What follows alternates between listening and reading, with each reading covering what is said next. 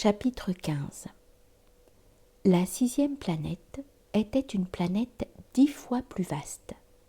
Elle était habitée par un vieux monsieur qui écrivait d'énormes livres. « Tiens, voilà un explorateur !» s'écria-t-il quand il aperçut le petit prince. Le petit prince s'assit sur la table et souffla un peu.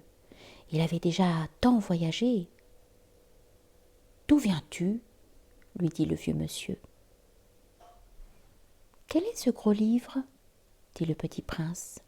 « Que faites-vous ici ?»« Je suis géographe » dit le vieux monsieur.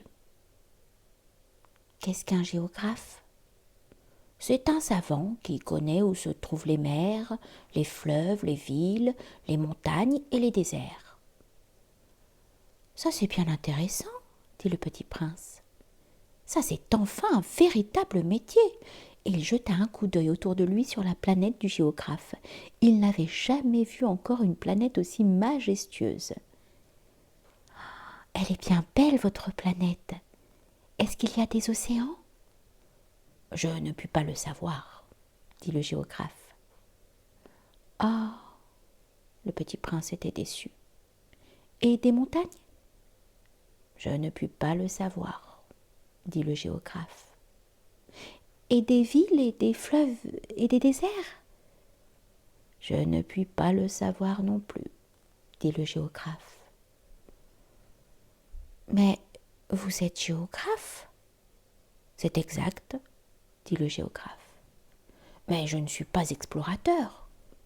Je manque absolument d'explorateurs. Ce n'est pas le géographe qui va faire le compte des villes, des fleuves, des montagnes, des mers, des océans et des déserts. Le géographe est trop important pour flâner. Il ne quitte pas son bureau, mais il y reçoit les explorateurs. Il les interroge et il prend en note leurs souvenirs. Et si les souvenirs de l'un d'entre eux lui paraissent intéressants, le géographe fait faire une enquête sur la moralité de l'explorateur. Pourquoi ça ? Parce qu'un explorateur qui mentirait entraînerait des catastrophes dans les livres de géographie. Et aussi un explorateur qui boirait trop. Pourquoi ça ? Fit le petit prince. Parce que les ivrognes voient double. Alors le géographe noterait 2 montagnes, là où il n'y en a qu'une seule. Je connais quelqu'un, dit le petit prince, qui serait mauvais explorateur. C'est possible. Donc quand la moralité de l'explorateur paraît bonne, on fait une enquête sur sa découverte. On va voir ? Non, c'est trop compliqué. Mais on exige de l'explorateur qu'il fournisse des preuves. S'il s'agit par exemple de la découverte d'une grosse montagne, on exige qu'il en rapporte de grosses pierres. Le géographe soudain s'émut. Mais toi, tu viens de loin. Tu es explorateur. Tu vas me décrire ta planète. Et le géographe, ayant ouvert son registre, tailla son crayon. On note d'abord au crayon les récits des explorateurs. On attend, pour noter à l'encre, que l'explorateur ait fourni des preuves. « Alors ?» interrogea le géographe. « Oh, chez moi, » dit le petit prince, « ce n'est pas très intéressant, c'est tout petit. J'ai 3 volcans, 2 volcans en activité et 1 volcan éteint, mais on ne sait jamais. » « On ne sait jamais, » dit le géographe. « J'ai aussi une fleur. »« Nous ne notons pas les fleurs, » dit le géographe. « Pourquoi ça ? C'est le plus joli. »« Parce que les fleurs sont éphémères. »« Qu'est-ce que signifie éphémère ?»« Les géographies, » dit le géographe, « sont les livres les plus précieux de tous les livres. Elles ne se démodent jamais. Il est très rare qu'une montagne change de place. Il est très rare qu'un océan se vide de son eau.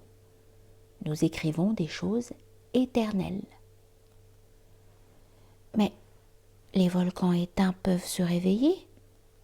Interrompit le petit prince. qu'est-ce que signifie éphémère? Que les volcans soient éteints ou soient éveillés, ça revient au même pour nous autres, dit le géographe. Ce qui compte pour nous, c'est la montagne, elle ne change pas. Mais qu'est-ce que signifie éphémère? Répéta le petit prince qui, de sa vie, n'avait renoncé à une question une fois qu'il l'avait posée. Ça signifie qui est menacé de disparition prochaine. Ma fleur est menacée de disparition prochaine? Bien sûr. Ma fleur est éphémère, se dit le petit prince. Il n'a que 4 épines pour se défendre contre le monde, et je l'ai laissée toute seule chez moi. Ce fut là son premier mouvement de regret, mais il reprit courage. Que me conseillez-vous d'aller visiter? Demanda-t-il. La planète Terre, lui répondit le géographe. Elle a une bonne réputation. Et le petit prince s'en fut, songeant à sa fleur.